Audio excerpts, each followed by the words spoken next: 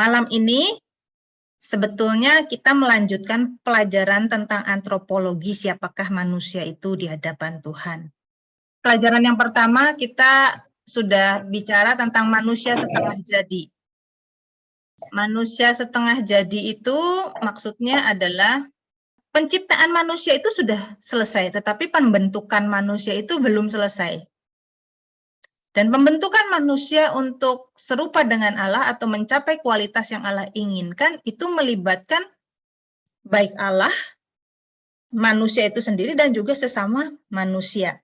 Ya, penciptaan manusia sudah selesai. Manusia diciptakan dengan sempurna.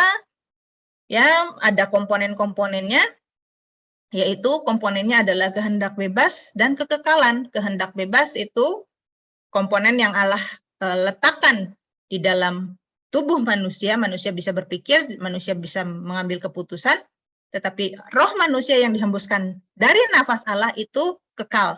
Ya, jadi ini adalah pelajaran pertama, manusia setengah jadi. Maksudnya manusia sudah selesai diciptakan, tapi belum selesai dibentuk. Ya, belum mencapai kualitas yang Allah inginkan. Nah, yang berikutnya, manusia dikasih tugas. Ini pelajaran yang kedua, antropologi yang kedua.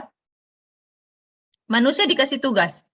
Tugas manusia adalah, yang pertama, tugas manusia yang pertama itu adalah untuk memakan, ya, untuk makan buah-buahan di dalam taman. Nah, di dalam taman itu ada buah secara harafiah, tapi juga ada buah simbolik. Artinya buah secara harafiah memang untuk fisik manusia, untuk jasmani manusia, manusia memang memerlukan makanan. Nah, tetapi juga untuk rohani manusia, ya, karena manusia kan dua unsur ya tadi ya. Tadi kan selalu dua unsur, fisik dan roh, selalu begitu.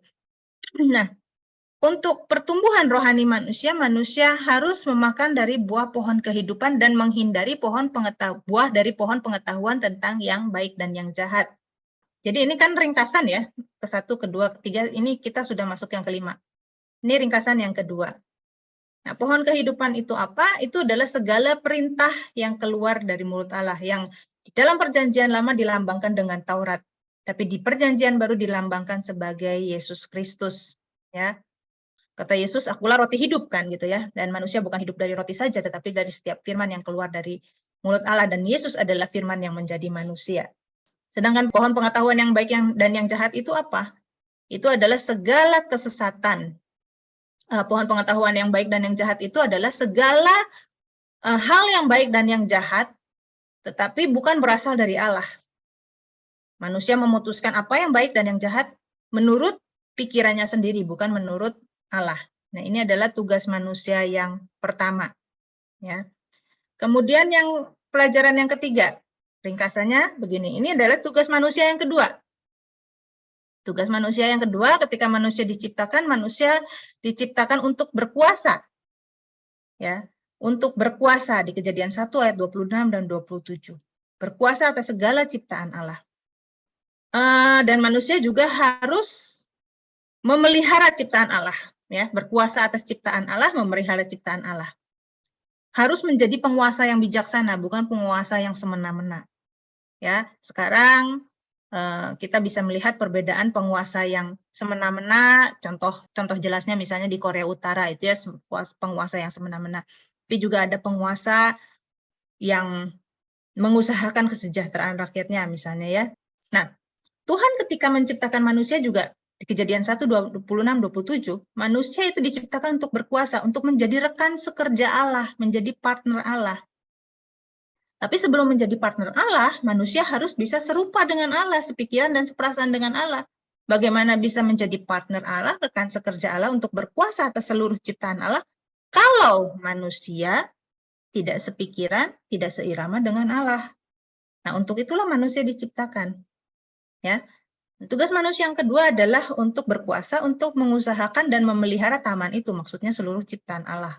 Nah, kata mengusahakan ialah abodah. Abodah. Jadi beribadah kepada Tuhan. Ya. Jadi apapun juga yang kita perbuatlah segenap hati untuk Tuhan. Jadi apapun juga yang kita perbuat dalam kehidupan kita, ketika kita mengambil keputusan dalam perbuatan itu untuk memuliakan Tuhan, maka itulah ibadah yang sejati. Ya, dan untuk itulah manusia diciptakan, untuk beribadah kepada Tuhan. Nah, yang keempat, dan manusia untuk beribadah itu manusia menjadi bait Allah, bait Roh Kudus ya. Jadi tubuh manusia ini menjadi bait Allah. Nah, kemudian yang berikutnya, dan segala apa yang ditulis di dalam kitab suci itu, ya, mulai dari Adam, Nuh, Sem, Abraham, Ishak, Yakub, Daud, pemilihan Israel, itu ada satu benang merah, yaitu perjanjian anugerah.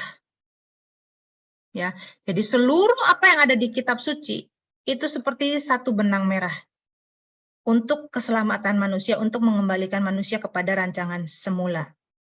Ya, itu adalah yang sebelum ini ya, yang terakhir ya. Jadi tentang covenant. Nah, sekarang kita bicara soal apakah apakah Allah menciptakan dosa? Dari mana dosa itu berasal? Ada pertanyaan-pertanyaan seperti ini. Kalau Allah adalah Maha Pencipta, ya, berarti segala yang di muka bumi ini diciptakan oleh Allah kan? Masa ada yang diciptakan oleh yang lain gitu? Kalau Allah adalah Maha Pencipta. Nah, kalau Allah Maha Pencipta, berarti dosa dan kejahatan juga harusnya diciptakan Allah kalau Allah Maha Pencipta. Tapi Allah yang bagaimana sih yang bisa menciptakan dosa dan kejahatan? Bukankah Allah itu membenci dosa? Kalau Allah membenci dosa, mengapa Allah menciptakan dosa? Bukankah Allah itu baik? Kalau Allah itu baik, kenapa Allah menciptakan yang jahat? Dan kalau ada kejahatan, maka ada penderitaan kan di dunia ini. Ada orang berbuat jahat, yang korban mengalami penderitaan gitu. Nah, kalau Allah itu baik, kenapa Allah ada penderitaan di dunia ini? Ini kan yang jadi pertanyaan-pertanyaan. Nah, apa sih dosa itu? Sebelum kita menjawab semuanya itu, kita harus ngerti dulu apa sih dosa itu. Di dalam perjanjian baru, kata dosa yang paling sering dipakai adalah hamartia atau hamartano, yang artinya kemelesetan atau ketidaktepatan. Kalau saudara-saudara mau membayangkan ya, seperti sasaran panah, itu kan bulat-bulat gitu kan ya. Nah, kalau tepat di tengah, itu tepat nilainya paling tinggi. Tapi bergeser sedikit, itu sudah meleset. Ya, bergeser 1 derajat aja itu sudah meleset. Bergeser 2 derajat aja itu sudah meleset. Apalagi 45 derajat. Apalagi 90 derajat.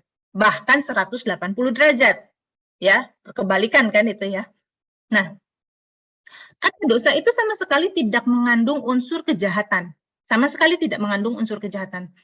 Tapi kemelesetan atau ketidaktepatan. Maka segala sesuatu yang tidak tepat seperti yang Allah mau, walaupun itu bukan kejahatan, itu adalah dosa. Saya kasih contoh seperti ini, misalnya ya. Misal saya lagi jengkel sama Laura, misal ya. Misal saya jengkel karena apa ya? Misalnya karena misal Laura telat gitu ya, masuk ke Zoom, padahal Laura harus bertugas malam ini. Atau saya jengkel.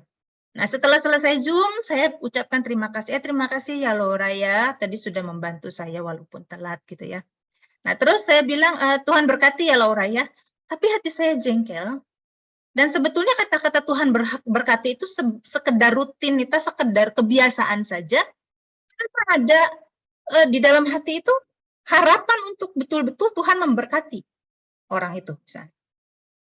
Nah, itu adalah contoh kemelesetan. Sebetulnya nggak jahat kan? Nggak jahat. Kalau saya bilang misalnya, Tuhan berkati ya Laura, terima kasih ya Laura ya.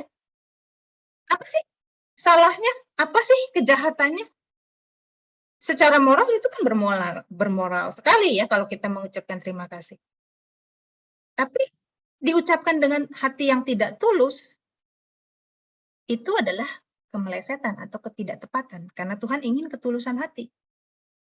Nah, kata dosa berikutnya, parabasis.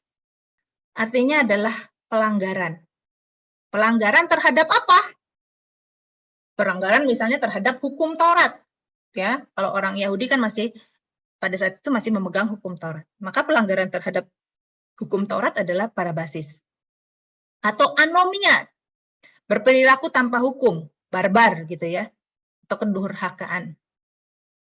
Planao, ya, sesat, menyimpang, atau sesat atau bidah gitu ya, bidat gitu ya, kafir ya. Makanya jangan sembarangan bilang orang sesat, bidat, kafir gitu ya. Itu adalah ejekan yang sangat, menurut Alkitab itu sangat-sangat jahat ya. Tuhan Yesus bilang kan, kamu sudah mendengar firman jangan membunuh, tapi aku berkata kepadamu, kalau kamu berkata kepada saudaramu itu jahil atau kafir, itu kamu harus dihadapkan kamu harus dihukum juga gitu kan, harus dihadapkan ke mahkamah agama. Nah, yang berikutnya adalah adikia, ketidakadilan. Yang berikutnya kemudian kakos ya. Nah, ini baru unsur kejahatan gitu ya, jahat ya dalam perasaan, perbuatan, menyusahkan, merugikan ya. Dan kemudian poneros ya, moral yang buruk atau karakter yang jahat. Jadi dosa kebanyakan pakai kata hamartia yang artinya kemelesetan. Memang tidak semua kemelesetan itu adalah kejahatan, tapi kejahatan pasti adalah dosa. Ya. Tidak semua kata dosa itu berbentuk kejahatan. Membunuh, berzina gitu ya, tidak semua. Tapi setiap kejahatan ya pasti dosa, ya. Nah, kalau di Ibrani, bahasa Ibrani itu pakai kata-kata, khata, pesa, ya, pelanggaran. Ta'ah, sesat, binasa, menyimpang, ya. Ra'ah, yang jahat, ya, yang buruk atau berbahaya. Nah, dikatakan dalam Roma 4 ayat 15 dikatakan gini, di mana tidak ada hukum Taurat, di situ tidak ada pelanggaran. Kalau nggak ada hukum Taurat, nggak ada pelanggaran. Sedangkan dosa itu adalah pelanggaran. Kalau nggak ada hukum Taurat, nggak ada dosa. Terus gimana dong dikatakan bahwa manusia itu jatuh dalam dosa? Ya, sedangkan belum ada hukum Taurat. Kan di Roma dikatakan, jika tidak ada hukum Taurat, di situ tidak ada pelanggaran. Lah hukum Taurat baru ada zaman Musa. Tapi kok Adam dan Hawa udah dikatakan berdosa ketika Adam dan Hawa itu makan buah pengetahuan yang baik dan yang jahat. Nah, ini asal-usul dosa. Kejadian 2 ayat 16 dan 17. Lalu Tuhan Allah memberi perintah. Ingat ya, dosa itu adalah segala pelanggaran akan perintah Allah. Jadi ternyata sejak manusia diciptakan itu sudah ada perintah. Sudah ada aturan alias sudah ada Taurat. Ya, karena Taurat itu artinya adalah perintah atau hukum atau aturan. Nah, jadi ternyata sejak manusia diciptakan sebetulnya ada Taurat, tapi tentu Tauratnya Taurat yang berbeda dengan yang diberikan kepada Musa. Lalu Tuhan Allah memberi perintah ini kepada manusia. Semua pohon di dalam taman ini boleh kau makan buahnya dengan bebas. Ya, jadi manusia harus makan pohon di dalam taman itu. Tapi pohon pengetahuan tentang yang baik dan yang jahat, janganlah kau makan buahnya, sebab pada hari engkau memakannya pastilah kau mati.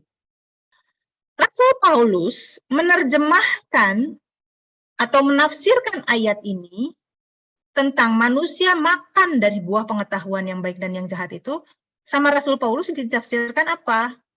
Pikiran manusia itu disesatkan. Karena kita sudah belajar bahwa apa yang ada di dalam kitab Kejadian itu bukan harafiah tetapi simbolik. Ya, kalau harafiah maka artinya akan dangkal sekali. Masa manusia makan satu buah ya? Katakanlah itu buah apel. Kenapa digambarkan apel? Karena bahasa Latinnya mirip ya. Nah, manusia makan buah tiba-tiba telanjang. Emangnya manusia sebelumnya pakai baju gitu, ya? Terus dikatakan manusia kalau makan buah itu mati. Lah ternyata nggak mati tuh, dia bisa kasihin sama suaminya. Jadi semua yang ada di dalam kitab Kejadian pasal 1 sampai pasal 11 itu pakai bahasa lambang. Makan buah dari pohon pengetahuan yang baik dan yang jahat adalah lambang dari kesesatan. Rasul Paulus katakan, tetapi aku takut kalau pikiran kamu disesatkan dari kesetiaan kamu yang sejati kepada Kristus, sama seperti Hawa diperdayakan oleh ular itu dengan kelicikannya. Sebab kamu sabar saja jika ada seorang datang memberitakan Yesus yang lain daripada yang telah kami beritakan, atau memberitakan kepada kamu roh yang lain daripada yang telah kamu terima, atau Injil yang lain daripada yang telah kamu terima. Jadi, sama seperti Hawa diperdaya oleh ular itu, umat Tuhan juga kalau menerima roh yang lain, spirit yang lain, semangat yang lain, Injil yang lain, ajaran-ajaran yang tidak benar, yang mengatasnamakan Alkitab atau mengatasnamakan Tuhan, tapi itu Yesus yang lain atau Injil yang lain, maka itulah buah dari pohon pengetahuan yang baik dan yang jahat. Maka itulah namanya kesesatan. Jadi, dari mana sih sebetulnya asal-usul dosa? Apakah Tuhan menciptakan dosa? Tuhan memberikan manusia kehendak bebas. Ketika manusia makan pohon pengetahuan yang baik dan yang jahat itu di Kejadian 3 ayat 22, ya, dikatakan begini, sesungguhnya manusia itu telah menjadi salah satu dari kita. Loh, kan manusia itu diciptakan di Kejadian 1 ayat 26-27. Ya, baiklah kita menjadikan manusia menurut gambar dan rupa kita, supaya mereka berkuasa atas binatang di laut, burung di udara, ternak di darat, atas seluruh bumi, dan atas segala binatang melata. Dan Tuhan menjadikan manusia menurut gambarnya. Nah, bukankah Tuhan itu pengen manusia itu menjadi serupa dengan Dia, tapi kok di sini malah dihukum, malah diusir, ya? Nah, coba kita baca baik-baik. Sesungguhnya manusia itu telah menjadi salah satu dari kita, seperti salah satu dari kita. Tahu tentang yang baik dan yang jahat. Nah, manusia menjadi seperti Allah, tahu tentang yang baik dan yang jahat. Apakah Allah tidak ingin bahwa manusia itu tahu tentang yang baik dan yang jahat? Ya, pasti Tuhan pingin manusia tahu yang baik dan yang jahat. Tapi yang baik dan yang jahat menurut Tuhan, yaitu seharusnya berasal dari pohon kehidupan. Nah, sedangkan manusia dilarang makan pohon pengetahuan yang baik dan yang jahat, segala pengetahuan yang bukan bersumber dari Allah itu manusia makan. Jadi kedua pohon di taman ini adalah pohon untuk mengisi jiwanya manusia. Apakah pohon kehidupan yang mengisi jiwa manusia dan membawa kepada kehidupan kekal, ataukah pohon pengetahuan yang baik dan yang jahat yang mengisi jiwa manusia dan membawa manusia kepada kebinasaan? Nah, malah masalahnya adalah manusia makan dari pohon pengetahuan yang baik dan yang jahat. Sehingga manusia memutuskan yang baik dan yang jahat menurut versinya sendiri. Menentukan. Seperti Allah, Allah bisa menentukan segala hal. Dan sekarang manusia juga menentukan bagi dirinya sendiri, bukan lagi tunduk kepada Allah. Menentukan bagi dirinya sendiri apa yang baik dan yang jahat. Nah, maka sekarang jangan sampai ia mengulurkan tangannya dan mengambil pula dari buah pohon kehidupan itu dan memakannya sehingga ia hidup untuk selama-lamanya. Jadi, Tuhan justru mencegah supaya manusia tidak berada dalam keadaan berdosa untuk selama-lamanya. Kehidupan manusia sejak itu dibatasi. Di sini dikatakan ya, tahu tentang yang baik dan yang jahat. Jadi maksudnya apa? Manusia memutuskan yang baik dan yang jahat menurut dirinya sendiri, bukan menurut Tuhan. Contoh misalnya gini. Kalau misalnya di satu lingkungan gitu ya, di satu lingkungan pekerjaan misalnya. Itu misalnya budayanya korupsi. Terus kita jadi orang yang satu-satunya orang yang takut Tuhan, yang nggak korupsi. Terus teman bilang, nggak apa-apa lah, semua juga gitu. Terus kita bilang, iya ya, nggak apa-apa ya. Semua juga begitu, aku nggak salah dong. Nah, itu kita memutuskan sendiri. Apa yang baik dan yang jahat. Atau misalnya yang umum ya, ada misalnya, istilah itu ya, lu jual, gua beli. Kayak gitu. Masa gitu aja nggak berani, ditantangin gitu aja nggak berani, ya? Ya aku lawan lah gitu. Ya dia sih begitu sama aku, ya aku balas lah. Nah, terus misalnya gini, kita tahu diajarin untuk mengampuni, tapi kita bilang nggak mau mengampuni. Kita memutuskan untuk tidak mau mengampuni. Ya dia sih kayak gitu. Pokoknya aku nggak mau ngampunin dia sampai dia itu ngerasain apa yang aku rasakan. Misalnya seperti itu. Nah, itu kan manusia tidak mau tunduk kepada apa yang Allah firmankan, tetapi memilih bagi dirinya sendiri yang baik dan yang jahat menurut dirinya sendiri. Jadi kematian diadakan untuk memberikan manusia kesempatan kedua. Ya, artinya ada dunia lain. Ketika manusia diciptakan, ya, manusia itu fisiknya itu kan dari tanah, diambil dari tanah. Karena fisik manusia itu dari tanah, maka dia juga memerlukan segala makanan yang berasal dari tanah. Buah-buahan, biji-bijian, ya. Dan fisik manusia itu, di dalam fisik manusia ada otak, membuat manusia bisa berpikir, dan kemampuan manusia untuk berpikir itu menjadikan manusia memiliki kehendak bebas. Rohnya manusia itu dihembuskan dari nafas Allah. Oleh karena itu, manusia bersifat kekal. Mungkin saya sering kasih ilustrasi ini, tapi teman-teman yang baru gitu ya, mungkin nggak tahu ilustrasi ini. Ya, kalau kita misalnya, kalau kita itu menghembus nafas, kita menghembuskan nafas, gitu. Kita harus tarik nafas dulu kan? Tarik udara, keluar udara, menghembuskan nafas. Gitu kan? Tapi di dalam Kejadian 2 dikatakan Allah menghembuskan rohnya kepada manusia, dan ketika manusia dihembuskan nafas Allah, manusia menjadi makhluk yang hidup. Fisiknya manusia itu dari tanah, dibentuk dari tanah, dan kemudian dihembusi oleh nafas Allah. Artinya apa? Kalau Allah itu menghembuskan manusia, Allah perlu narik nafas dulu nggak sih? Tarik udara dulu. Allah perlu menghirup udara nggak? Enggak kan? Masa Allah kalau tahan napas, kalau nggak ada udara bisa mati? Lah udara diciptakan oleh Allah.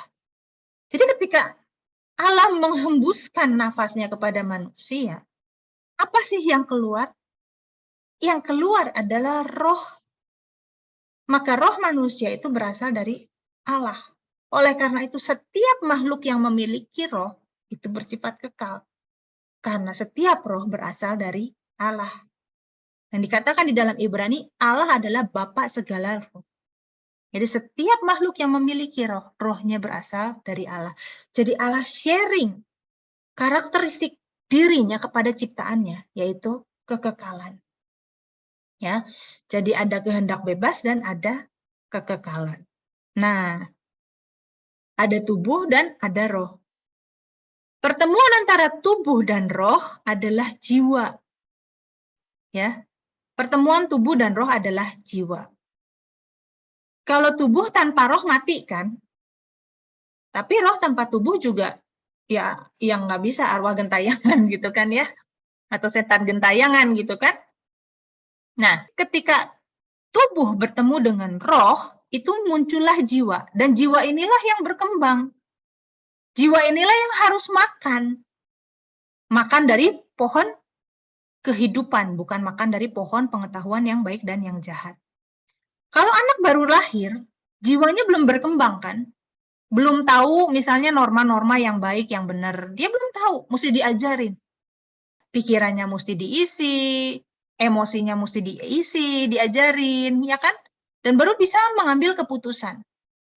Begitu kan, anak baru lahir kan jiwanya masih kosong, seperti kertas putih kan? Tapi kalau udah tua, ya udah terbentuk gitu. Bahkan untuk mengubah itu tambah susah. Nah, jadi jiwa itu adalah pertemuan dari tubuh dan roh. Apa yang masuk ke dalam tubuh itu membentuk jiwa, apa yang masuk ke dalam jiwa itu membentuk roh.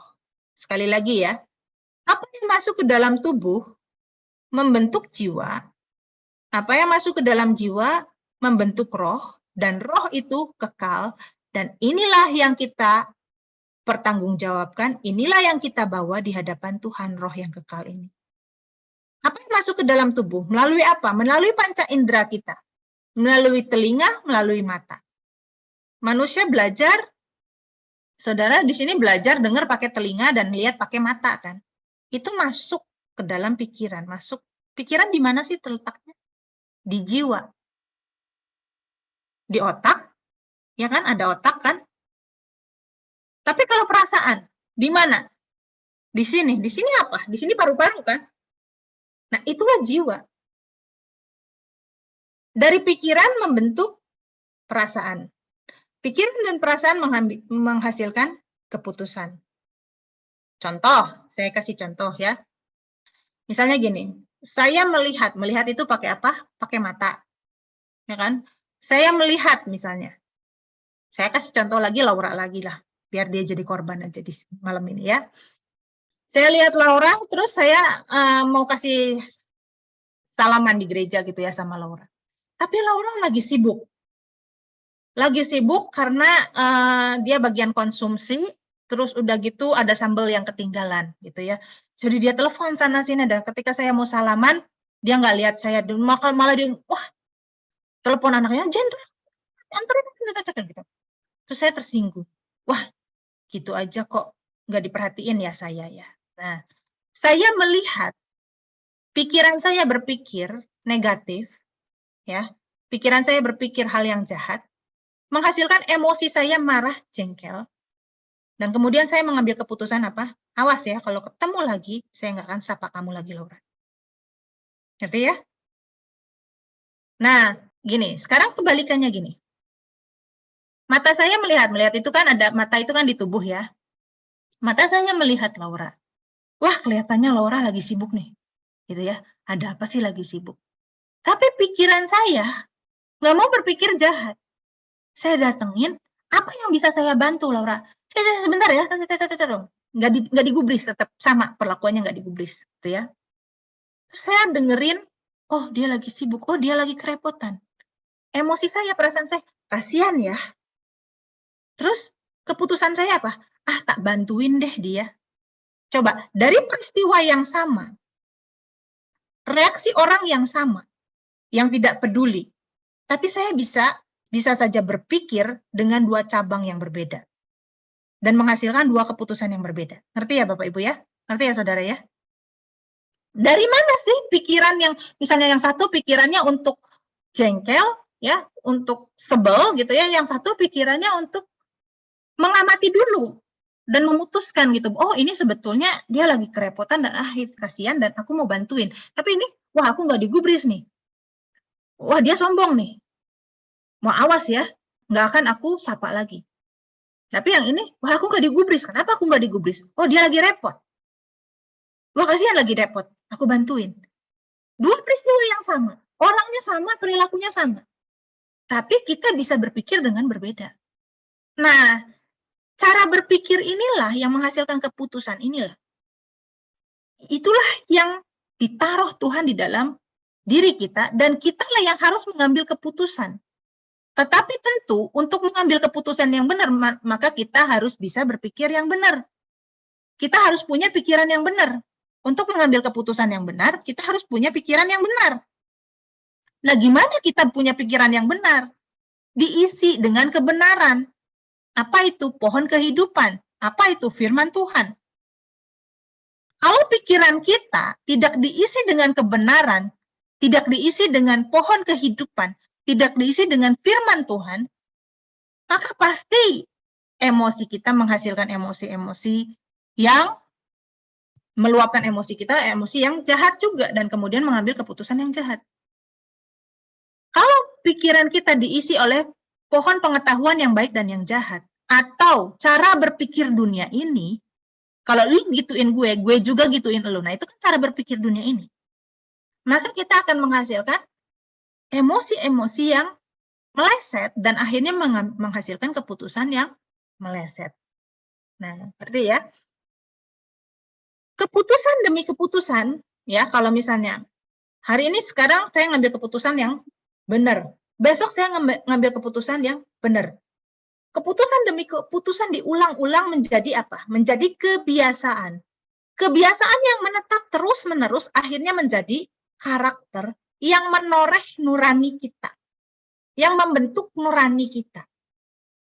Dan itulah yang menetap di dalam roh. Nurani namanya. Nurani namanya di dalam roh. Dan nurani inilah yang kita perhadapkan di pengadilan Tuhan nanti. Ngerti ya? Sampai sini ya. Oleh karena itu dikatakan manusia dihakimi menurut perbuatan. Bukan perbuatan sekali ini salah, besok benar. Terus ditimbang-timbang banyak benernya atau banyak salahnya. Bukan seperti itu. Tapi dia hakimi menurut perbuatan adalah yaitu perbuatan demi perbuatan membentuk kebiasaan. Kebiasaan demi kebiasaan membentuk karakter kita, dan karakter itulah yang membentuk nurani yang menetap di dalam roh kita. Ya, saya kasih contoh sekarang nurani itu kayak gimana. Pernah mungkin ya dulu zaman-zamannya ISIS masih berkuasa ya, mungkin Bapak Ibu Saudara pernah lihat ada anak kecil yang bisa nyembelih orang, ada anak kecil yang bisa bakar orang. Kok gitu ya? Kok tega ya? Kita pasti bertanya-tanya seperti itu. Saya sih suka makan makanan binatang gitu, suka saya ya. Ya misalnya makan ayam, ya pokoknya segala sesuatu yang masih normal saya makan gitu ya. Tapi kalau saya misalnya ngelihat dulu rumah saya itu, depannya rumah saya itu waktu saya kecil itu lapangan. Kalau saya ngelihat Idul Kurban, sapi disembelih, waduh saya ngeri. Tapi saya suka makan daging sapi. Suka. Tapi saya ngelihat sapi disembelih itu ngeri. Saya ke pasar sekarang. Saya ngelihat ayam disembelih, itu saya ngeri. Jadi kalau mau beli ayam kampung yang seger gitu, saya paling bilang, saya mau beli yang ini, terus saya tinggal cepet-cepet. Karena saya ngeri ngelihat ayam itu disembelih. Nah, tapi kita lihat, kok bisa ya ada anak kecil yang bunuh orang? Di waktu ISIS berkuasa di sono ya, di TV-TV kita lihat ya. Ini anak kecil loh. Mungkin kalau orang dewasa kita rada-rada oke lah gitu ya, walaupun kita juga mungkin masih nggak ngerti ya, tapi ya oke lah. Tapi ini anak kecil, kok bisa ya? Nah itulah yang dikatakan nuraninya udah mati. Kenapa nurani itu mati? Ya karena dia biasa begitu dari kecil. Jadi karena kebiasaan itu, maka dia nggak apa-apa kok, nggak salah. Dia punya konsep pengetahuan yang baik dan yang jahat dari lingkungannya. Ini nggak apa-apa kok, ini baik kok. Nah, tapi kita nggak biasa seperti itu, maka nurani kita rasanya nggak tega gitu untuk ngebunuh. Ya, jangankan ngebunuh manusia, ngebunuh binatang aja nggak tega gitu. Nah, itu yang namanya nurani. Coba gini ya, cowok-cowok yang badannya gede-gede gitu ya, udah dewasa, punya mama yang perempuan yang tua, yang rentak gitu ya, mamanya udah tua, udah rentak, perempuan gitu ya. Bisa nggak sih untuk ngebunuh mamahnya? Secara fisik bisa, tapi secara nurani pasti nggak bisa. Itu yang namanya nurani. Sampai kita tuh nggak mampu lagi untuk melakukan hal itu, walaupun kita bisa punya kekuatan secara fisik, tapi kita nggak mampu. Nah, itu yang namanya nurani. Nah, untuk membentuk nurani seperti itu, yang bebas dari dosa, itu sulit. Karena kita ini sudah hidup di dunia, sudah terkontaminasi oleh cara berpikir dunia sejak kita lahir. Terus kita sekarang mulai belajar kebenaran untuk mengubah konsep kita itu susah, apalagi mengubah nurani kita, tapi bukan berarti tidak mungkin gitu. Ya. Jadi sampai sekarang kita masih bisa berdosa, bisa. Dan seringkali kita terpleset oleh dosa. Mungkin kita niat ya, Tuhan aku berjanji aku nggak mau berdosa lagi, aku nggak mau menyakiti hatimu. Tapi ketika godaan itu datang, Tuhan udah ingetin, Roh Kudus udah ingetin, terus kita bilang, aduh ampuni Tuhan aku kepaksa. Sekali ini aja terakhir. Itu masih bisa berbuat dosa. Sampai satu saat kalau kita sudah betul-betul berjuang mengambil keputusan demi keputusan, kita menolak dosa dan terus tolak, sampai nurani kita tuh nggak bisa lagi berbuat dosa. Tadi ya, seperti saya kasih contoh. Mungkin ada orang yang badannya gede, laki-laki, keker, jagoan, kungfu gitu ya, bisa bunuh mamanya. Tapi karena dia sayang mamanya, nggak mungkin dia bunuh mamanya. Nah, harusnya kita itu seperti itu. Sampai seperti itu terhadap dosa. Sampai kita tuh nggak bisa lagi. Mungkin sekarang kita masih bisa berbuat dosa. Ya. Setiap orang tuh bertumbuhnya beda-beda. Ada yang masih susah gitu untuk mengambil keputusan untuk tidak berdosa itu. Tapi ada juga yang sebetulnya nggak mau berbuat dosa, tapi ya kepleset dosa. Dan ketika melakukan dosa itu nyesel. Nah, Kita ini diharapkan sampai betul-betul bukan cuma tidak mau berbuat dosa, tetapi tidak bisa berbuat dosa. Nah, jadi dari mana sih dosa itu berasal? Dosa itu berasal dari kehendak bebas. Dan kehendak bebas ini sebetulnya adalah anugerah. Ketika Tuhan bilang kepada manusia itu nggak dibuat, dirancang seperti robot. Cuma bisa makan pohon kehidupan saja. Enggak. Tapi Tuhan memberikan kehendak bebas. Semua pohon dalam taman ini boleh kamu makan buahnya dengan bebas. Boleh, silahkan. Tapi ada peringatan. Jadi manusia itu tidak dibuat seperti robot, tapi punya kehendak bebas. Dan itu adalah anugerah. Coba kita dibuat seperti robot, kita nggak punya perasaan. Kalaupun ada bisa, misalnya sekarang AI ya, bisa memunculkan simulasi-simulasi seolah-olah dia punya perasaan, sebetulnya dia nggak punya perasaan gitu, tapi bisa menunjukkan ya, memperagakan perasaan. Jadi dosa itu berasal dari kehendak bebas, dan kehendak bebas ini sebetulnya adalah anugerah. Sama seperti Tuhan punya kehendak bebas, manusia juga punya kehendak bebas. Manusia betul-betul diciptakan sekomponen seperti Allah gitu. Seperti Allah komponen-komponennya, punya kehendak bebas, kekekalan. Dan kalau sebetulnya dimaksimalkan, maka sebetulnya manusia bisa menjadi rekan sekerja Allah. Dan ini adalah anugerah yang luar biasa. Kita bisa berpartner dengan pencipta kita. Siapa sih kita?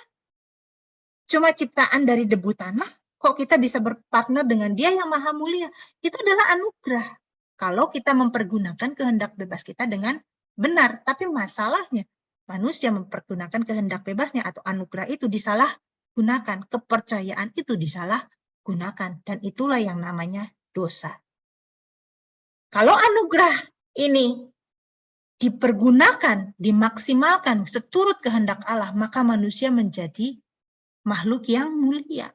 Tetapi ketika anugerah kehendak bebas ini disalahgunakan, maka manusia menjadi makhluk yang sangat hina. Ya. Jadi, dosa berasal dari keputusan manusia itu sendiri yang menyalahgunakan kehendak bebas. Nah, Kejadian 1 ayat 26.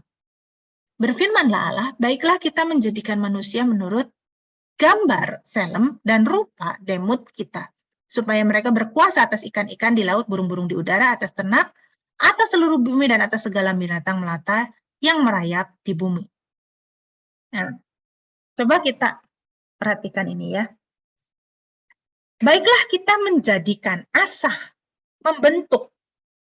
Berarti sudah ada bahannya, bukan menciptakan ya. Menjadikan, berarti sudah ada bahannya.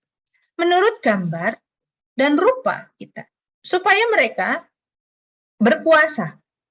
Manusia diciptakan dengan maksud supaya manusia menjadi penguasa atas seluruh apa yang Allah ciptakan. Kan ini kan hebat kan? Allah yang menciptakan semua, terus Allah kasihin itu semua kepada manusia. Manusia menguasai seluruh ciptaan Allah. Kan hebat kan anugerah ini?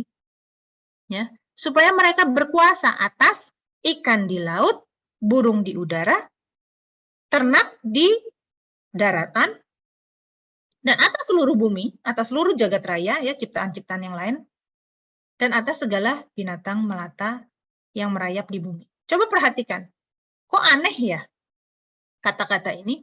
Seharusnya kan manusia itu berkuasa atas ikan di laut, burung di udara, ternak di daratan, binatang melata yang merayap, dan atas seluruh bumi. Harusnya kan gitu kan kalimatnya kan?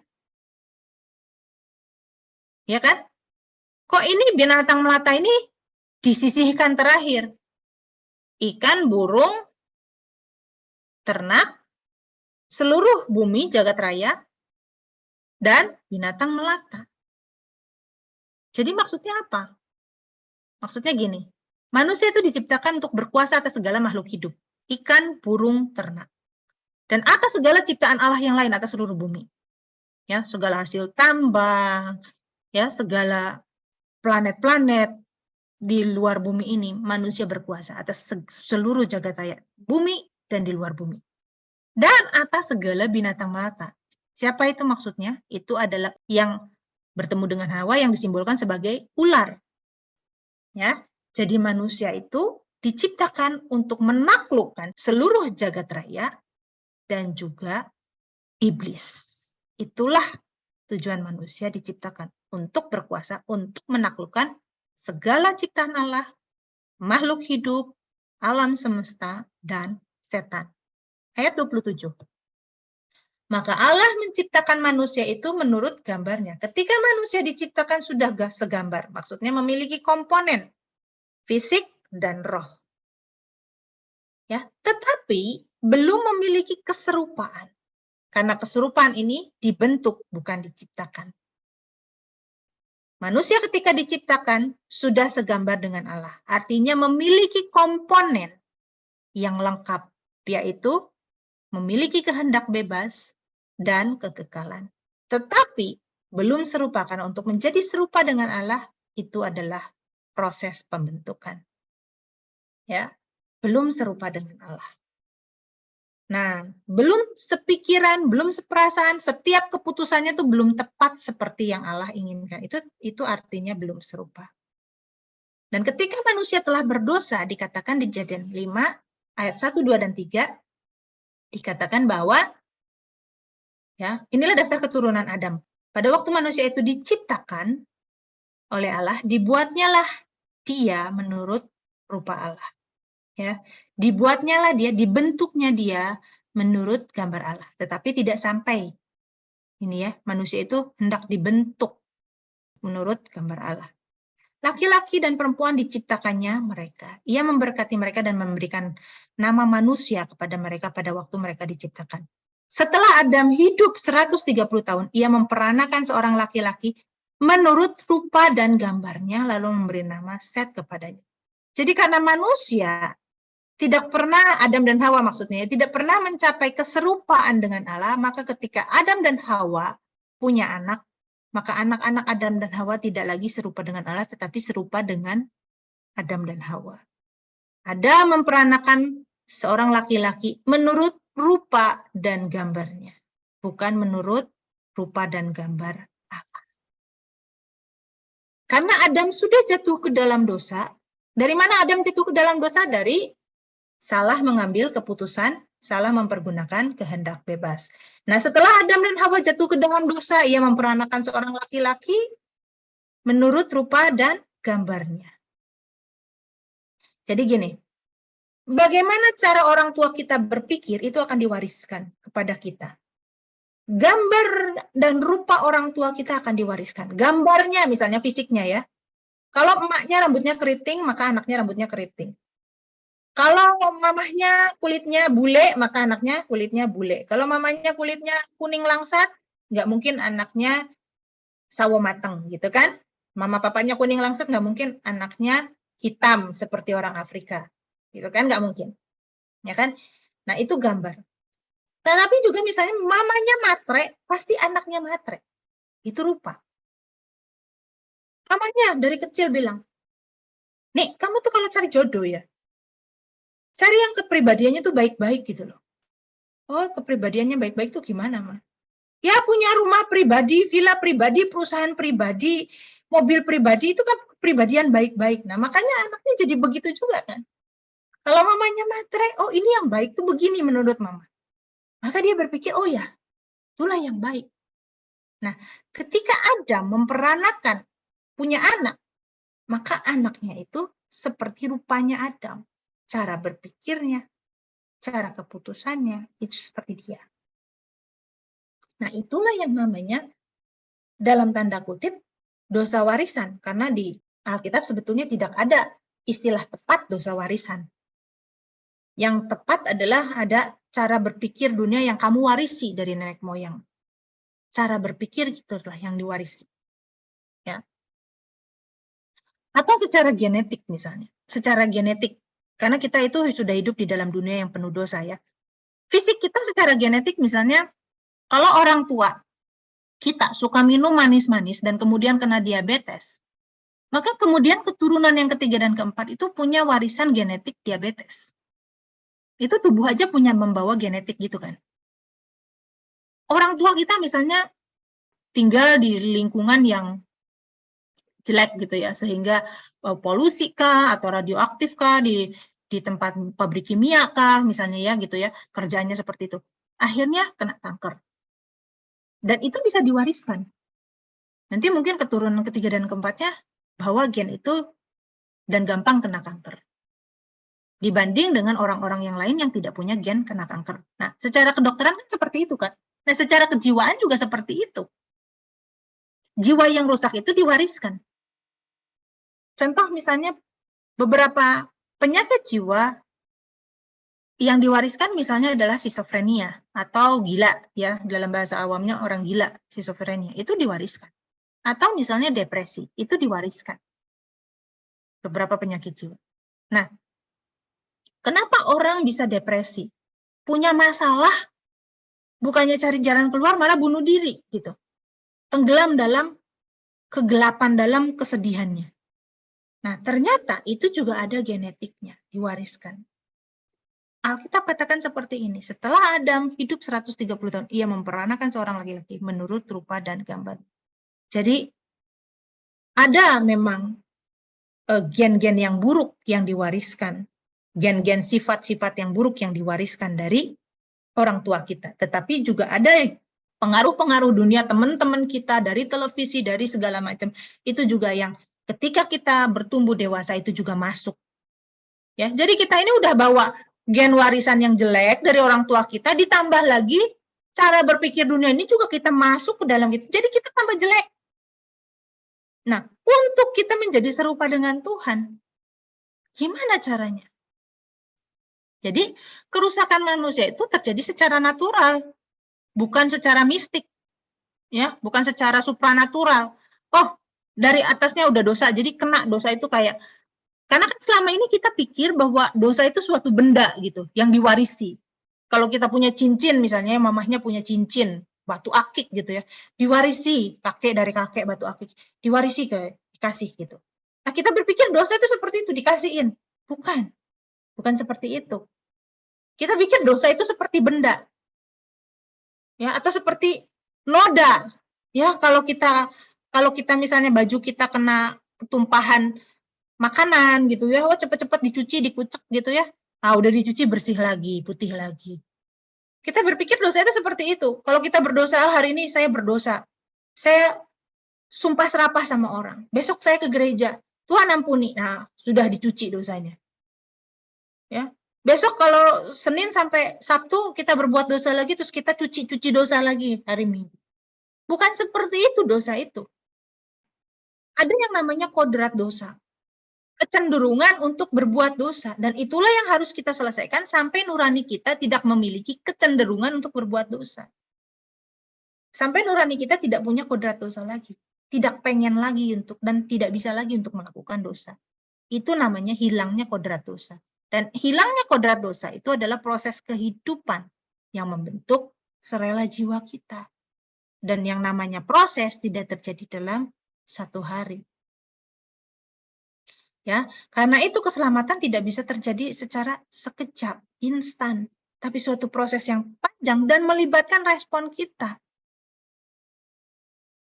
Jadi, nasib kekal kita tentukan sendiri mulai dari sekarang, detik demi detik, hari demi hari, keputusan demi keputusan yang kita ambil. Tepat atau tidak? Apakah kita mau melawan daging kita, mau mengubah cara berpikir dunia ini, ataukah tidak? Kalau manusia itu sudah punya, diwariskan dari Adam kan. Tetapi Yesus Kristus itu dikatakan kan dia tidak dari benih laki-laki. Tidak ada itu investasinya Yusuf di dalam Maria, tetapi Roh Kudus menaruh rohnya Yesus di dalam Maria. Ya. Jadi Yesus ini dengan anak-anaknya Adam adalah tidak punya kodrat dosa, sama seperti ketika Adam diciptakan. Adam diciptakan kan tidak punya kodrat dosa. Tapi ketika dia memilih untuk makan buah pengetahuan yang baik dan yang jahat itu, mulailah dia berdosa. Nah, Yesus disamakan dalam hidupnya sebagai manusia itu betul-betul dia dijadikan seperti manusia, seperti ketika Adam dulu dijadikan. dalam hidupnya sebagai manusia ya, ketika dia menjadi manusia ya, dia betul-betul dijadikan seperti manusia. Dalam hidup Yesus sebagai manusia, dia tidak maha tahu, dia tidak maha hadir, dia tidak maha kuasa. Dalam hidupnya sebagai manusia, Yesus tidak maha tahu. Jadi ketika misalnya ada perempuan pendarahan yang 12 tahun, menjamah jubahnya, terus Yesus tanya, siapa yang menjamah aku? Itu dia bukan lagi pura-pura nggak tahu, lagi pencitraan pura-pura nggak tahu. Enggak, dia betul-betul nggak tahu. Ya. Kok dia bisa, kadang-kadang dia bisa tahu misalnya, Nathanael, aku melihat kamu di bawah pohon. Oh ya, sejak Roh Kudus mengurapi dia bisa membuat mujizat. Dan Roh Kudus juga bisa memberitahu kepada dia. Sama kan? Kalau orang-orang hamba Tuhan yang punya roh marifat kan bisa tahu ya, bisa tahu sesuatu. Contoh misalnya di dalam Kisah Para Rasul, ada Nabi Agabus. Itu bilang sama Paulus, kamu jangan ke Yerusalem. Nanti kamu ditangkap loh kalau kamu ke Yerusalem, kata Agabus kepada Rasul Paulus. Loh kok Agabus bisa tahu? Kan yang maha tahu cuma Tuhan. Apakah Agabus Tuhan? Bukan. Agabus mendapat inspirasi dari Roh Kudus. Begitu juga Yesus. Ketika dia tahu, dia dikasih bisikan dari Roh Kudus. Tapi kalau dia nggak tahu, maka Roh Kudus nggak bilang apa-apa. Kalau Roh Kudus nggak bilang apa-apa, dia nggak tahu. Dia tidak maha tahu, dia tidak maha hadir ketika dia menjadi manusia. Kalau dia ada di Galilea, nggak mungkin dia ada di Yerusalem. Kalau dia ada di kapal, nggak mungkin dia ada di darat. Dia tidak maha hadir, sedangkan Allah adalah maha hadir. Jadi ketika dia menjadi manusia, dia betul-betul dijadikan manusia. Ya, dia tidak maha kuasa. Waktu dia lahir, apakah dia langsung, waktu dia lahir ya, dari Maria ya, bayi merah gitu, terus langsung lari gitu, lari sendiri. Mar, nggak usah Mar, langsung ngomong gitu ya. Mar, nggak usah repot-repot, aku lapar, aku bikin susu sendiri. Aku merah sapi sendiri, nggak usah repot-repot Mar gitu. Kayak begitu langsung lari, itu jadi manusia super. Enggak. Ya kan? Dia betul-betul harus dirawat sama Maria kan? Diajarin ngomong nggak kira-kira? Atau langsung nyerocos?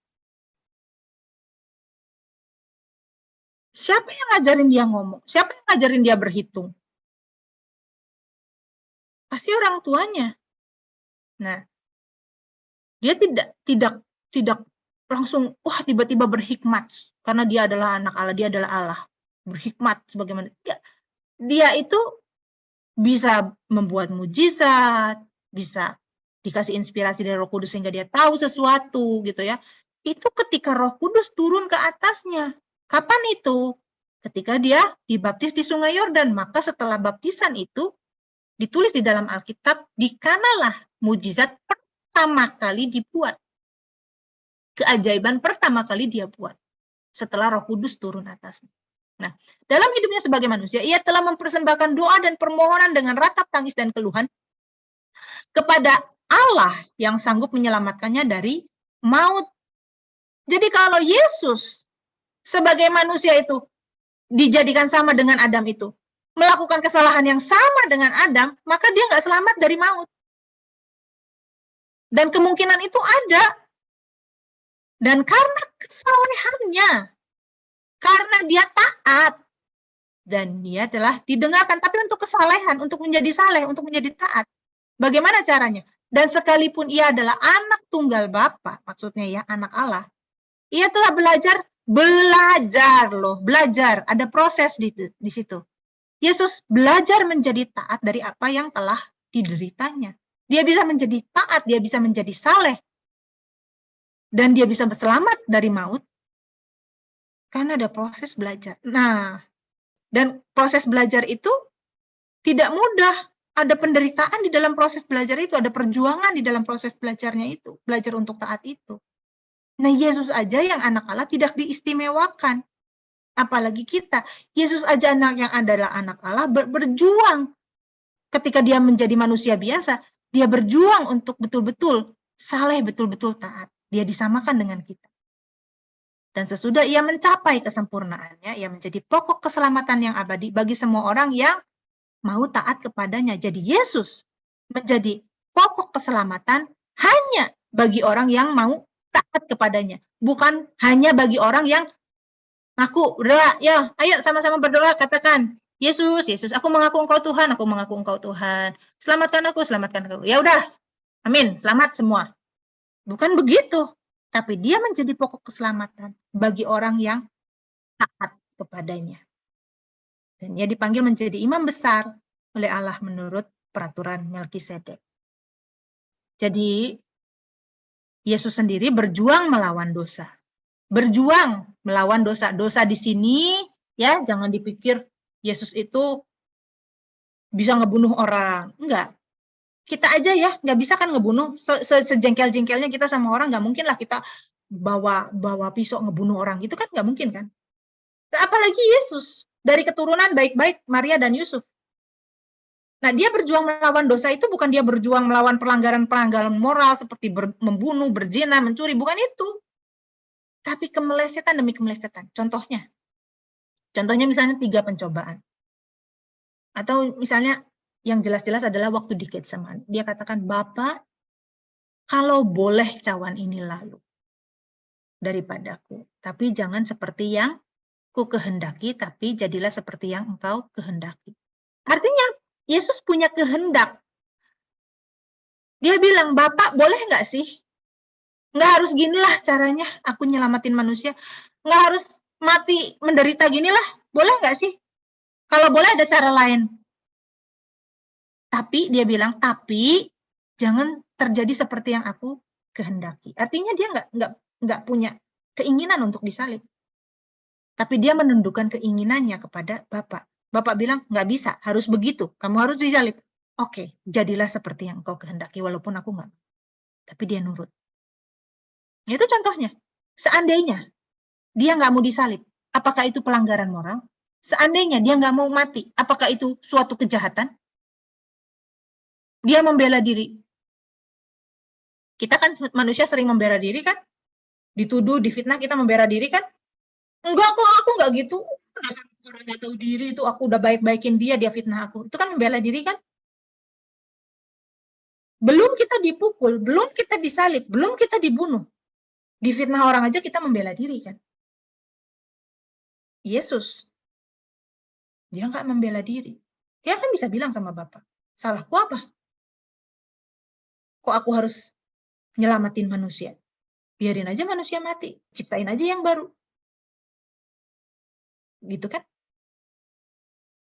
Manusia berdosa karena pilihannya sendiri. Terus Yesus nggak mau nyelamatin. Enggak, buat apa? Aku datang ke dunia aja orang kurang ajar kok sama aku. Nggak mau Bapak? Apakah itu suatu kejahatan, pelanggaran moral? Bukan kan? Itu hak dia. Tapi dia menyingkirkan haknya untuk taat kepada Bapa. Nah, inilah yang Allah mau dari manusia. Untuk menyingkirkan hak kita. Kita punya kehendak bebas. Mau ngapain aja kita bisa. Tapi kalau kita bisa seperti Yesus, menyingkirkan hak-hak kita untuk kita taat kepada Bapa. Itulah proses untuk menjadi serupa. Untuk menjadi manusia yang segambar dan serupa dengan Allah. Oke, sampai sini aja dulu.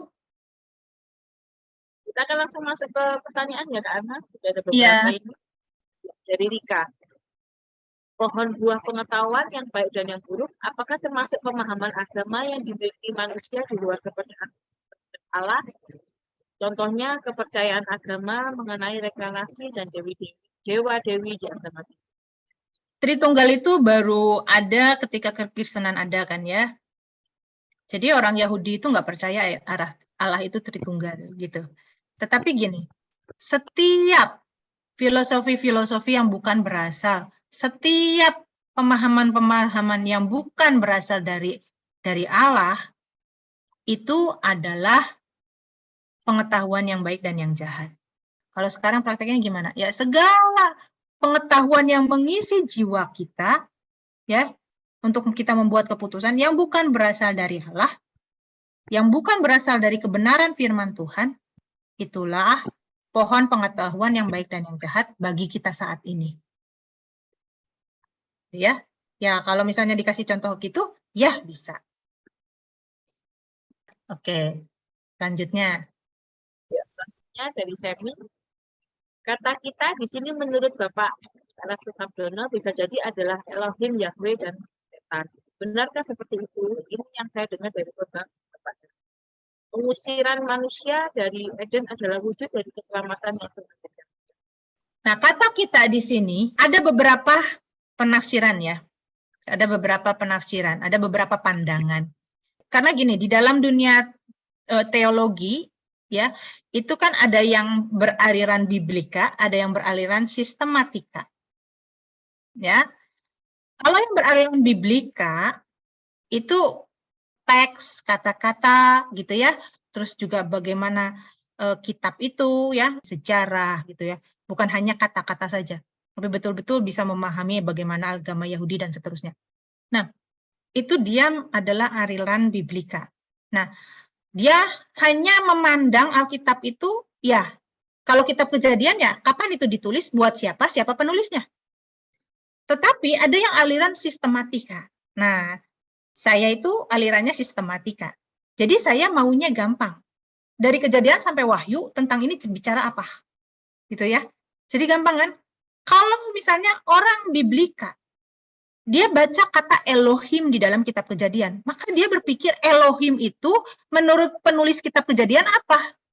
Pasti tidak mungkin Tritunggal, karena penulis kitab Kejadian tidak percaya Allah Tritunggal. Tapi saya orang sistematika. Apa yang Alkitab katakan tentang Allah dari Kejadian sampai Wahyu? Nah, saya bacanya begitu. Maka saya akan mengartikan Elohim itu dari Kejadian sampai Wahyu. Paham ya? Sampai sini, Sam? Jadi bisa interpretasinya bisa lain ya Kak, kalau dua kubu Bisa. ini bertemu gitu Bisa. ya. Bisa Tapi ramai saya juga punya ya. kesetujuan. Misalnya gini, dosen saya misalnya, dia adalah orang biblika dan dia mendalami bahasa Ibrani Perjanjian Lama. Dia orang biblika. Dia baca kitab Kejadian, dia bilang kata kita di sini adalah Allah dan manusia. Baiklah kita. Kenapa? Dia punya alasan gini.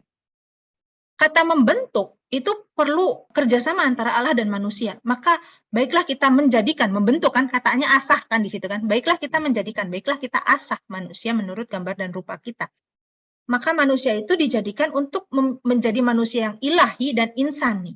Ya, betul-betul punya keilahian gitu ya, seperti manusia Allah, tapi juga punya kemanusiaan manusiawi gitu. Tapi saya bilang nggak salah. Kenapa? Karena di Amsal dikatakan besi menajamkan besi, manusia menajamkan sesamanya. Tadi saya bilang untuk menjadikan manusia serupa dengan gambar Allah itu ya, perlu proses yang melibatkan Allah, melibatkan manusia itu sendiri, keputusan kita mengambil keputusan, dan melibatkan sesama manusia, dan melibatkan peristiwa kehidupan yang masuk melalui sesama manusia kita kan. Sama manusia kan, kita menghadapi manusia yang ngejengkelin gitu kan. Itu kan peristiwa kehidupan kan. Nah, dikatakan di dalam kitab Amsal, besi menajamkan besi, manusia menajamkan sesamanya. Manusia membentuk, mengasah sesamanya. Jadi kalau dia bilang bahwa kata kita di sini adalah Allah dan manusia, oke, saya setuju juga gitu. Dia nggak bilang ini pasti bukan Tritunggal, karena penulis Kejadian nggak pernah berpikir itu Allah Tritunggal. Penulis Kejadian adalah ahli Taurat, orang Yahudi di zaman pembuangan. Gitu. Kak, itu yang kedua Kak.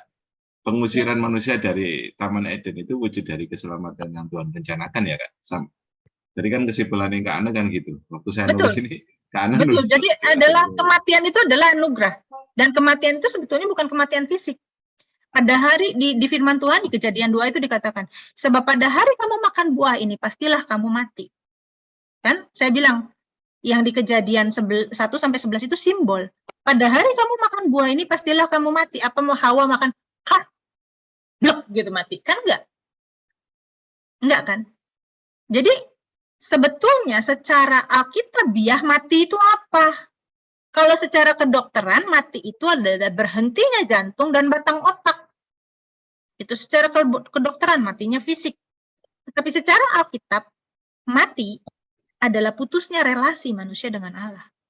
Dan karena putusnya relasi manusia dengan Allah, rohnya manusia itu terputus relasinya dengan rohnya Allah, maka fisik manusia merosot, menurun, dan akhirnya kematian fisik terjadi. Ketika manusia sudah jatuh dalam dosa, maka manusia itu harus mati. Tidak hidup selama-lamanya dalam keadaan berdosa. kekal, enggak. Tapi harus mati dan kemudian ada penghakiman, dibangkitkan lagi, ada kesempatan kehidupan kedua. Tapi tentu kehidupan yang akan datang itu ditentukan oleh sikap manusia selama kehidupannya yang pertama di dunia ini. Nah, lanjut Laura. Silakan langsung. Terima kasih buat waktu yang diberikan. Malam hari ini saya cuman ingin Bu Ana, kayak pasal-pasal yang sudah saya baca ini kayak semakin tersambung. Ketika pikiran kita ini harus memakan buah kehidupan, berarti kita kan harus bersekutu ya dengan Tuhan ya, Bu Ana ya. Dan satu hal yang saya boleh tadi tangkap adalah ketika sebelum makan buah pengetahuan, itu kan terjadi conversation antara Hawa. Conversation itu menyebabkan masuk ke dalam pikiran sebuah pandangan-pandangan, di mana pandangan-pandangan itu sebenarnya pandangan-pandangan yang manusiawi mungkin ya Bu Ana ya. Seperti Yesus, sebuah pandangan yang manusiawi jikalau dia tidak meminum cawan itu, tapi dia make connected, berdoa di taman, dalam tanda kutip kan taman ya, Taman Eden juga suatu taman yang sama, atau suatu taman yang sama. Kejadiannya selalu ada taman, ada kayak koneksi antara satu dengan yang lain perjanjian. Nah, di mana Yesus memberikan sebuah contoh sama kita ya Bu Ana ya, dia make connected dengan Bapaknya. Lah di situ Adam enggak make connected, jadi kayaknya berbicara dengan ular ini mengakibatkan memakan buah. Nah, memakan buah itu sehingga melihat ketelanjangan atau keintiman yang mulai pecah antara si Adam yang dicari Tuhan, dia bertersembunyi, atau bagaimana? Begitu ya Bu Ana ya, mohon penjelasan lagi. Kayaknya malam ini harus saya renungkan pelan-pelan, kayak pasal harus disusun pelan-pelan. Makasih Bu Ana. Kenapa saya tertarik dengan bidang sistematika? Karena memang seperti puzzle, yang kalau kita bertemu dengan doktrin yang benar, semuanya tuh klop, Pak Ferry. Jadi, antara doktrin kristologi, antropologi, eskatologi, sama udah jadi gambaran yang jelas.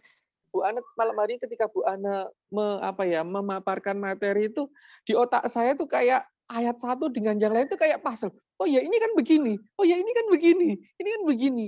Lah, kan juga ada midrasnya orang Israel itu dikatakan bahwa sebenarnya awal manusia kan dia pakai jubah terang, sehingga dia diartikan jubah itu kan cara pandang ya, jubah itu cara berpikir orang. Lah kalau misalkan di dalam gereja ada yang pakai baju lain, dalam arti semua mungkin bajunya tertutup atau sopan, tapi mungkin ada seseorang yang jubahnya, bajunya ada yang nyentrik sendiri, pasti kan pikirannya aneh gitu. Misalkan pria-pria, ada pria yang pakai bajunya juga yang lain, mungkin bukan bajunya pria yang dia pakai, itu kan berarti kan dia punya pemikiran yang aneh. Jadi memang saya tadi udah lihat, ya benar sih, ada kayak ini Bu.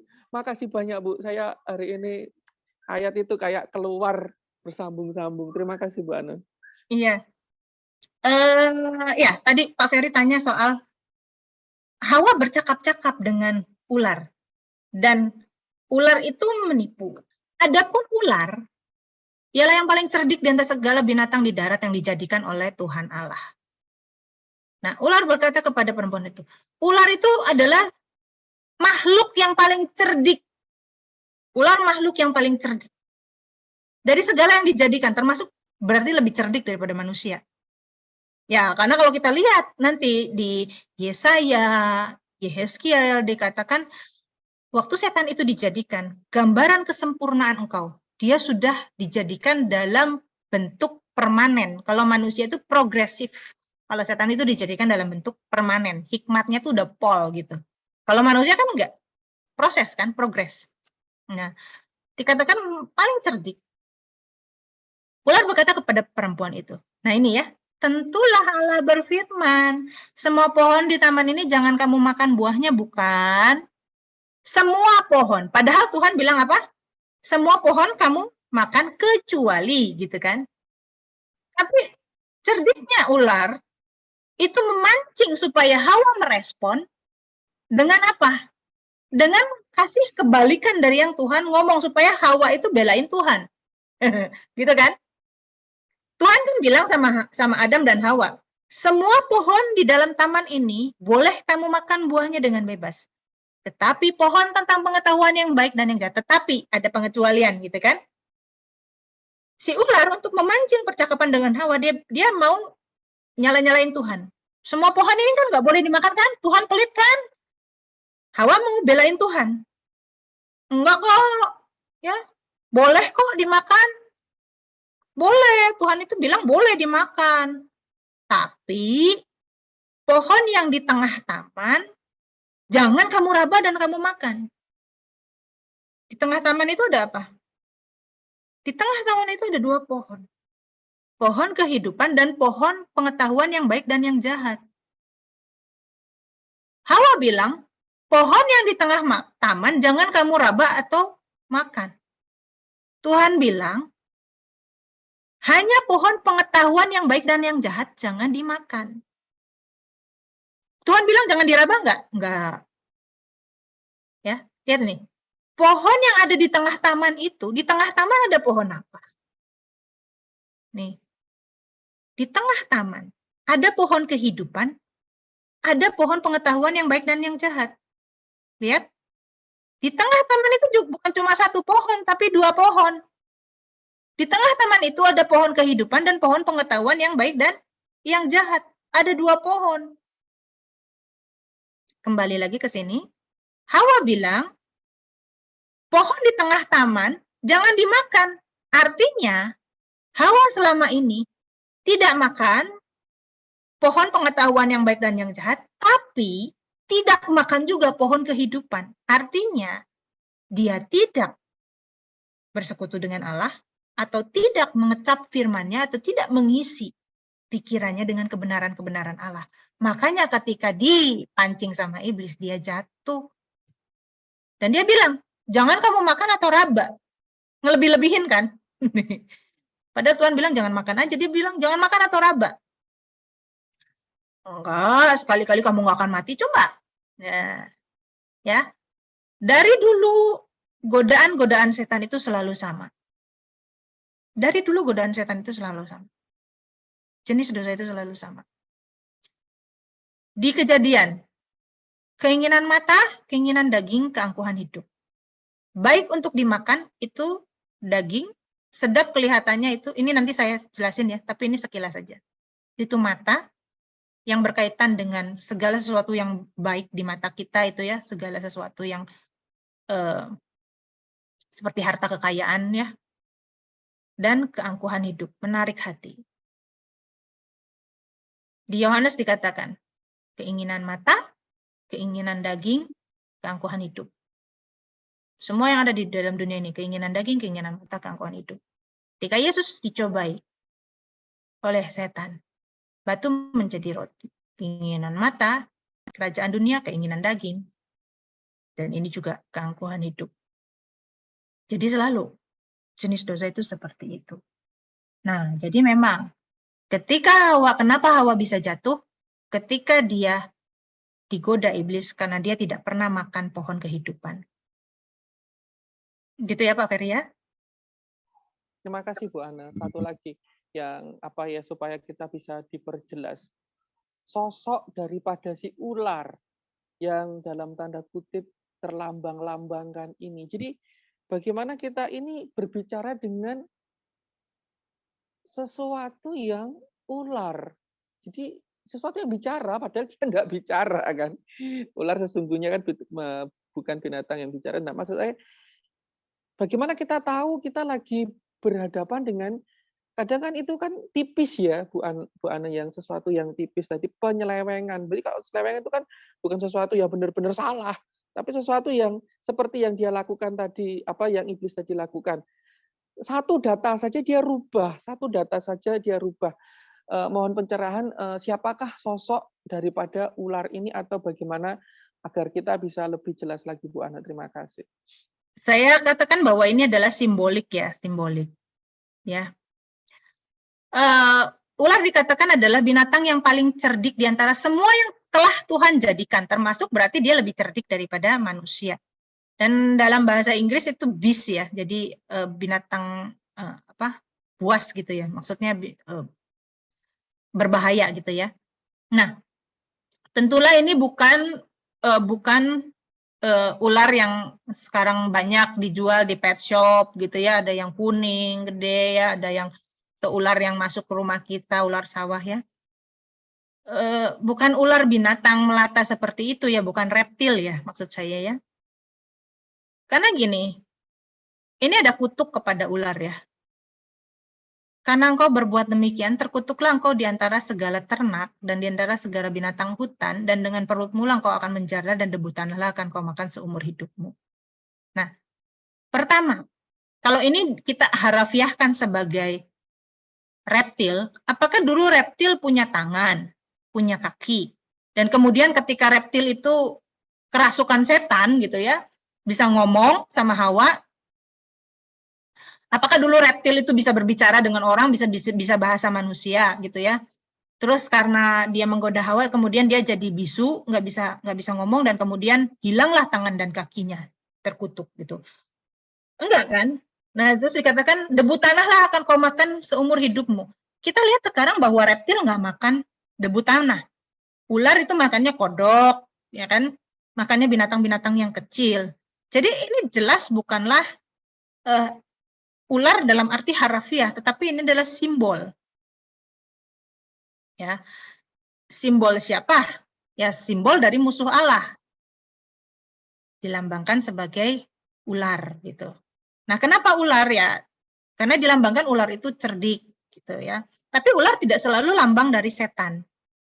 Ya, ketika Musa meninggikan ular di padang gurun juga itu adalah lambang dari Yesus Kristus.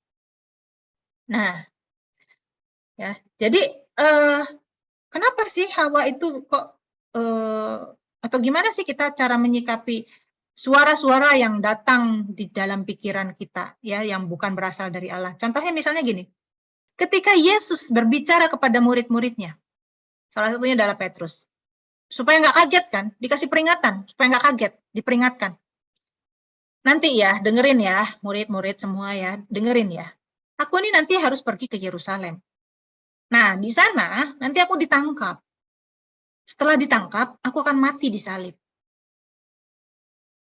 Nah, Petrus kaget. Nggak baik ngomong gitu, mati-mati ditangkap. Ngomongin yang nggak baik itu. Nggak baik, kiranya Allah menjauhkan hal itu daripadamu.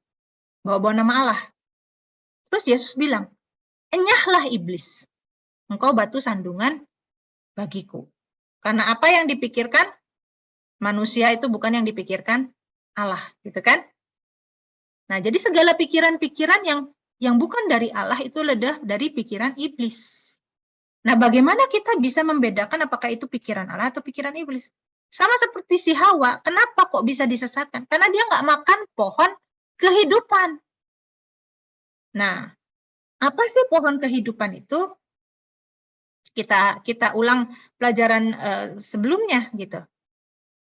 Pohon kehidupan kalau di Kejadian itu kita abstrak karena kitab Kejadian nggak jelas mengatakan bahwa apakah pohon kehidupan itu. Tetapi kita lihat di dalam kitab Kejadian Allah memberikan perintah. Allah sudah memberikan perintah. Maka pohon kehidupan itu pasti Tuhan itu perintahnya itu kan tidak sesimpel itu. Ada perintah-perintah Tuhan. Nah, Hawa tidak melakukan, Adam tidak melakukan. Adam dan Hawa tidak merenungkan perintah itu dan tidak melakukannya. Di Ulangan 8 ayat 3 yang kemudian dikutip oleh Matius 4 ayat 4. Dikatakan demikian, manusia bukan hidup dari roti saja, tetapi dari setiap firman yang keluar dari mulut Allah. Dan siapa yang melakukan firman itu, dia akan hidup karenanya. Itulah yang Taurat katakan tentang firman Allah atau tentang Taurat. Kalau orang melakukan Taurat, maka orang akan hidup karenanya, karena Taurat. Ya, Tuhan Yesus juga bilang, setiap firman yang keluar dari mulut Allah, itulah yang memberikan kehidupan, atau itulah pohon kehidupan. Tapi kemudian Tuhan Yesus bukan hanya memperagakan Taurat, bukan hanya menggenapi hukum Taurat, tetapi Yesus memperagakan hidupnya sebagai roti yang terpecah, sebagai anggur yang tercurah. Nah, oleh karena itu kita bukan lagi bergantung kepada Taurat, tetapi kita mengikuti kehidupan Tuhan Yesus. Karena Yesus mengatakan dirinya sendiri adalah roti hidup. Dan ketika Yesus hidup di dunia, dia katakan, makananku ialah melakukan kehendak Dia yang mengutus aku. Jadi ketika melakukan kehendaknya, itu pun makanan. Dan menyelesaikan pekerjaannya. Jadi bukan hanya mengisi pikiran kita dengan kebenaran, tetapi juga melakukannya. Kita ngisi pikiran kita dengan kebenaran tanpa melakukan, itu nol. Gitu. Tuhan Yesus katakan, makananku. Bukan hanya tahu, Tuhan Yesus bukan hanya belajar Taurat, tapi melakukan juga. Melakukan apa yang Allah kehendaki, apa yang Bapa kehendaki. Makananku ialah melakukan kehendak Dia yang mengutus aku dan menyelesaikan pekerjaannya. Akulah roti hidup. Barang siapa datang kepadaku, ia tidak akan lapar lagi. Barang siapa percaya kepadaku, ia tidak akan haus lagi. Makanlah aku, hiduplah seperti aku hidup. Aku adalah roti yang memberi kehidupan. Hiduplah seperti aku hidup, maka kamu akan mendapatkan kehidupan. Jadi bukan lagi berkiblat kepada Taurat, tapi berkiblat kepada hidup Yesus. Oleh karena itu, Kristen itu tidak ada syariatnya. Makanya Kristen disebutnya Kristen, seperti Kristus, atau jalan hidup, menghidupi hidupnya Tuhan Yesus. Di Matius 7 ayat 21-23 dikatakan, bukan setiap orang yang berseru kepadaku Tuhan, Tuhan, yang akan masuk dalam kerajaan surga. Mereka akan berkata, Tuhan, aku sudah bernubuat demi namamu. Bernubuat itu menyampaikan pesan Tuhan. Saya di sini bisa menjadi seperti nabi karena saya sedang menyampaikan pesan Tuhan. Saya di sini sedang berfungsi sebagai nabi yang menyampaikan firman Tuhan. Ya, aku sudah bernubuat demi namamu. Aku sudah melakukan mujizat, bahkan aku sudah mengusir setan demi namamu. Tuhan berkata, enyahlah kamu sekalian pembuat kejahatan. Kejahatan apa yang dilakukan mereka? Mereka mengabarkan firman Tuhan. Mereka mengusir setan. Mereka bukan pejudi, bukan pejinah, bukan pembunuh. Kejahatan apa? Kamu tidak melakukan kehendak Bapa.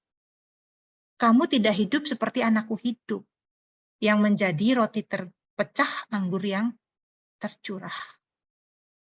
Mungkin kita pelayanan, dan kita merasa sudah cukup. Aku sudah melayani Tuhan loh. Aku sudah khotbah di mana-mana loh. Tapi kelakuan kita nggak berubah. Tuhan bilang, aku nggak kenal kamu. Aku tidak menikmati relasi dengan engkau. Ya, terima kasih Bu Ane, luar biasa sekali. Kalau saya boleh tutup, maksudnya dari pertanyaan saya lihat the seed of God, tadi dari gambar Bu Ane adalah the seed of God to life, the seed of to death. Yang satunya kalau boleh zaman sekarang mungkin, tadi kan the seed of God itu kan pohon kehidupan, yang satunya pohon pengetahuan yang baik dan yang buruk. Kalau jadi, kayaknya tuh saya lihat kita ini di dunia ini ada dalam satu taman. Ya, satu adalah gandum, yang satu adalah ilalang, yang dibiarkan Tuhan tumbuh bersama-sama. Baik, terima kasih Bu Ana. Terima kasih Pak Ferry. Dari Reski, tanya Kak, di PL ada kata agoda, tapi diterjemahkan seperti ritual atau pertemuan ibadah. Apakah hal ini efek dosa, sehingga manusia mengurangi makna agoda? Ya, karena kejatuhan manusia ke dalam dosa, akhirnya Tuhan itu menyesuaikan, gitu ya, menyesuaikan standarnya dengan pengertian manusia. Gini, kalau kita mau ngajarin anak kecil sampai bisa punya pikiran seperti kita kan nggak mungkin, step by step kan. Contoh misalnya ngajarin matematika sama anak kecil, nggak mungkin kita langsung ngajarin sinus, kosinus, tangen gitu. Apa? 1 tambah 1 aja nggak bisa. Gitu kan? Nah, ketika manusia jatuh ke dalam dosa itu sangat dalam. Sampai ketika zaman Nuh tuh dihapuskan semua, ditinggalin cuma Nuh. Karena begitu bobrok manusia dosanya. Oleh karena itu, untuk berkomunikasi, untuk ngajarin manusia standar kekudusan Allah, standar moralnya Allah, kepada manusia yang sudah rusak standar moral ini, maka Tuhan harus menurunkan standarnya. Standar moralnya Tuhan itu, yang di perjanjian baru diperagakan oleh Yesus Kristus, itu harus diturunkan dulu, karena manusia nggak ngerti. Contoh misalnya, kenapa sih di perjanjian lama orang boleh poligami, sekarang nggak boleh? Ya karena dulu di perjanjian lama dibilang harus satu istri, orang nggak akan bisa, nggak akan sanggup. Cara berpikir dunia purba pada saat itu adalah dunia laki-laki. Nah, Allah ngajarin tuh sedikit demi sedikit. Makanya it's okay aja. Abraham dikatakan bapak orang beriman, padahal istrinya 3 ya minimal yang kita tahu ya. Sarah, Hagar, Ketura. Tapi dia dikatakan bapak orang beriman. Nah, kita kan anak-anak Abraham, boleh dong kita minimal 2 lah, bapak Abraham 3, kita 2 gitu. Enggak, standar kita berbeda. Jadi tadi pertanyaannya apa tadi dari Rizky? Di PL ada kata abodah, tapi diterjemahkan seperti ritual atau pertemuan ibadah. Apakah hal ini efek dosa sehingga manusia mengurangi makna abodah yang seharusnya? Bukan manusia mengurangi, tapi bagaimana cara Allah menerjemahkan itu kepada manusia, ngajarin itu sedikit demi sedikit. Jadi kata abodah waktu itu adalah ritual, dan yang melakukan ritual itu cuma imam loh. Yang melakukan abodah itu cuma imam loh. Umat enggak loh. Yang melakukan ritual di bait suci itu cuma imam keturunan Lewi. Umat itu enggak ngapa-ngapain, nonton doang. Nah, tapi itulah abodah. Ya, umat itu cuma setahun 3 kali datang. Ini ada pertanyaan dari dalam Kejadian 6 ayat 2, yang dimaksud anak-anak Allah ini siapa? Keturunan dari siapa? Lalu kalau anak-anak manusia, apakah keturunan dari Set? Dikatakan di dalam Ibrani 12 ayat 9 dikatakan, selanjutnya dari ayah kita yang sebenarnya kita beroleh ganjaran, dan mereka kita hormati. Kalau demikian, bukankah kita harus lebih taat kepada Bapa segala roh, supaya kita beroleh hidup? Nah, jadi segala makhluk yang punya roh, rohnya berasal dari Allah Bapa. Karena itu Allah Bapa disebut Bapa segala roh. Kita lihat lagi misalnya di Roma 8 ayat 14. Semua orang yang dipimpin roh Allah adalah anak-anak Allah. Nah, di Ayub misalnya ya, pada suatu kali datanglah anak-anak Allah menghadap Tuhan, dan di antara mereka datanglah juga iblis. Nah, ini siapa anak-anak Allah itu? Apakah manusia? Karena manusia dikatakan kita adalah anak-anak Allah. Apakah manusia? Tapi ini seolah-olah dialog ini seolah-olah ada di surga. Nah, rupanya ini adalah makhluk-makhluk surgawi. Anak-anak Allah ini adalah makhluk-makhluk surgawi. Jadi semua makhluk yang memiliki roh itu disebut anak-anak Allah. Karena Allah adalah Bapa segala roh. Nah, terkait Kejadian 6, dikatakan ada anak-anak Allah, ada juga anak-anak manusia. Ya, anak-anak Allah dan anak-anak manusia. Ada yang bilang bahwa ini adalah anak-anak manusia itu ya manusia, sedangkan anak-anak Allah itu malaikat. Ada yang bilang anak-anak manusia itu manusia, ada yang bilang juga anak-anak Allah itu setan. Nah, masalahnya gini, anjing sama kambing, kalau kawin aja nggak bisa. Kambing sama domba, kawin nggak bisa punya anak. Padahal mirip kan. Nah, apalagi manusia sama malaikat atau manusia sama setan. Jadi ini pasti bukan bicara soal malaikat dengan manusia atau manusia dengan setan, bukan. Tapi kalau kita lihat di sebelum-sebelumnya, di ayat-ayat sebelumnya ya, Kejadian 4 dan Kejadian 5, itu bicara soal keturunan Kain dan keturunan Set. Ya, di silsilah sebelumnya kan ada silsilah Kain dan silsilah Set. Maka kita bisa simpulkan bahwa anak-anak manusia itu adalah anak-anak Kain, sedangkan anak-anak Allah itu adalah anak-anak keturunan Set. Nah, kenapa anak-anak keturunan Set disebut anak-anak Allah? Karena Set melambangkan kaum yang takut akan Tuhan. Di antara keturunan Set ada Henok yang diangkat ke surga. Di antara keturunan Set ada Nuh. Tetapi ketika keturunan Set bercampur dengan keturunan Kain, anak-anak yang taat kepada Allah menikah dengan anak-anak yang tidak taat kepada Allah, ternyata mereka terbawa jadi rusak. Bukan terbawa jadi baik, yang jahat jadi baik, tetapi yang jahat jadi rusak. Nah, kenapa anak-anak Set atau orang-orang yang takut akan Allah itu disebut anak-anak Allah? Dasarnya apa? Dasarnya adalah di Roma tadi. Ini, semua orang yang dipimpin roh Allah adalah anak Allah. Jadi orang yang masih dipimpin roh Allah, yang mau tunduk kepada roh Allah, itu adalah anak-anak Allah. Jadi keturunan Set, orang-orang yang dipimpin roh Allah, disebut anak-anak Allah, sedangkan keturunan Kain, orang-orang yang tidak mau dipimpin roh Allah, tidak mau tunduk kepada Allah, itu disebut anak-anak manusia. Itu kesimpulannya. Ini bukannya bertentangan dengan yang di Kejadian 5 ayat 1 itu ya Kak, yang bilang, inilah daftar keturunan Adam pada waktu manusia itu diciptakan dari Allah, dibuatnya dia menurut rupa Allah. Ini kan dari versinya Adam Kak. Tapi setelah itu, di ayat 3, setelah Adam hidup 130 tahun, ia memperanakan seorang laki-laki menurut rupa dan gambarnya, lalu memberi nama Set kepadanya. Nah, saya tadi bertanya itu gara-gara bahwa kalau Adam diciptakan menurut gambar Allah, tapi kalau Set diciptakan menurut gambar Adam, yang tentunya sudah dalam kondisi pernah jatuh dalam dosa itu.